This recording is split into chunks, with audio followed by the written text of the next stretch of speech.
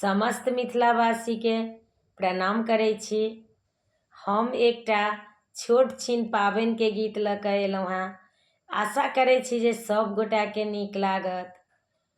पाबनि एक हम पूजब महादेव, आनि दिया सब रंग साड़ी महादेव, आनि दिया सब रंग साड़ी महादेव।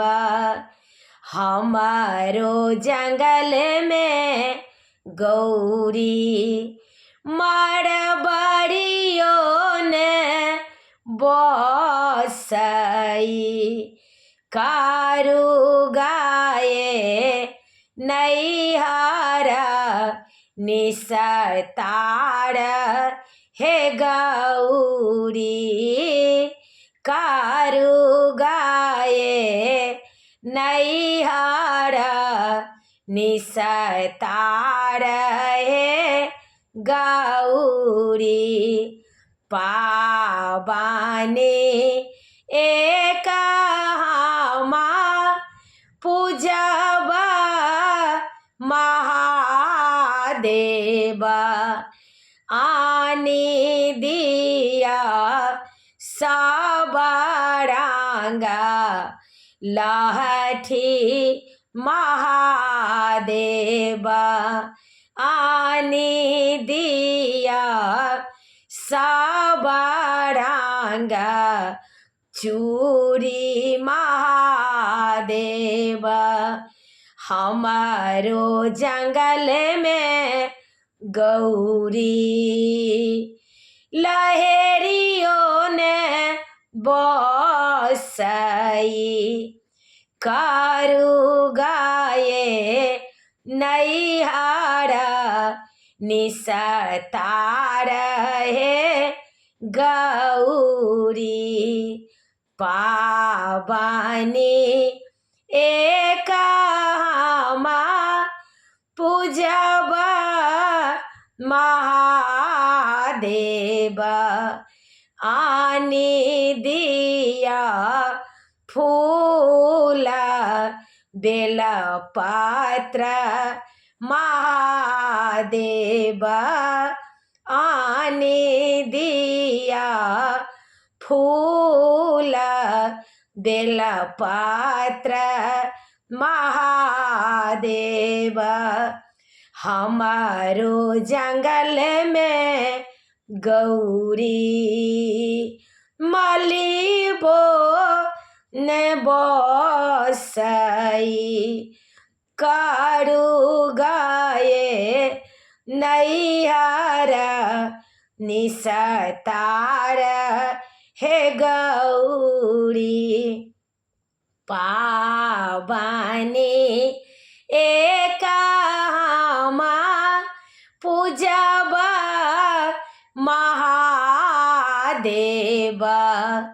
आनि दिया पान सुपारी महादेव,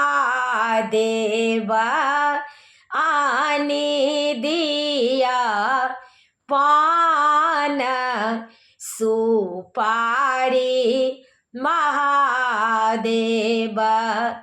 हमारो जंगल में गौरी तमोलियों ने बसई, हमारो जंगल में गौरी तमोलियों ने बसई, कारू गाये नैहर निसतार हे गौरी।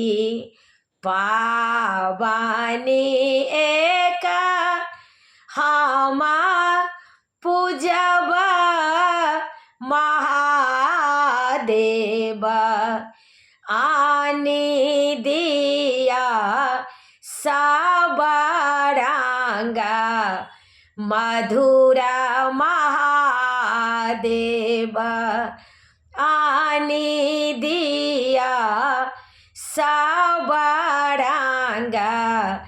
मधुरा महादेव हमारो जंगल में गौरी हलुआइयों ने बसई कारू गाये नैहार निसतार हे गौरी कारू गाये नैहार निसतार हे गौरी पावानी एक हमा पूजवा महादेव आनी दिया चूटकी सिंदूर महादेव आनी दिया चूटकी सिंदूर महादेव हमारो जंगल में गौरी पटबो ने बसई हमारो जंगल में गौरी पटबो ने बसई कारू गाये नैहार निसतार हे गौरी पावानी एक हमा पूजवा महादेव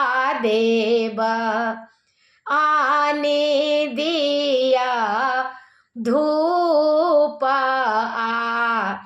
दीप महादेव आने दिया धूप दीप महादेव हमारो जंगल में गौरी कुम्हार बो ने बसई कारू गाये नैहार निसतार हे गौरी पावानी एक हमा पूजवा महादेव आने दिया सब रंग चीज महादेव। प्रणाम करे छी सब गोटा के। नीक लागत त कनी कमेंट में कहे जाय जा।